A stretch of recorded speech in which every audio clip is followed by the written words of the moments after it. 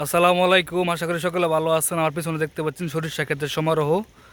আর দেখতে পাচ্ছেন অনেক বড় একটা জমি। পেছনে রয়েছে ভুট্টা ক্ষেত রয়েছে। তো শেরপুর সদর উপজেলার কামারচর ইউনিয়নের কামারবাড়ি এলাকায় রয়েছি। এখানে রয়েছে পাশাপাশি ভুট্টা ক্ষেত রয়েছে। এই দেখতে পাচ্ছেন চমৎকার সুন্দর এলাকা। আর এদিকে সরিষা আবাদ হয় অনেক বেশি। এই যে আপনার এদিক থেকে দেখায় আরো, ওই যে পেছনে এদিকে দেখতে পাচ্ছেন সরিষা ক্ষেত। তো আমার পিছনে চলে গেছে জামালপুর জেলার ইসলামপুর উপজেলা 4 নং চর বাজার। এখান থেকে 1 কিলোমিটার সামনে এদিকে আবার এদিকে আমি রয়েছি এখন শেরপুর জেলায়, শেরপুর সদর উপজেলার কামারবাড়ি এলাকায়, কামারচর ইউনিয়নের। চমৎকার সুন্দর পরিবেশ আপনারা দেখতে পাচ্ছেন।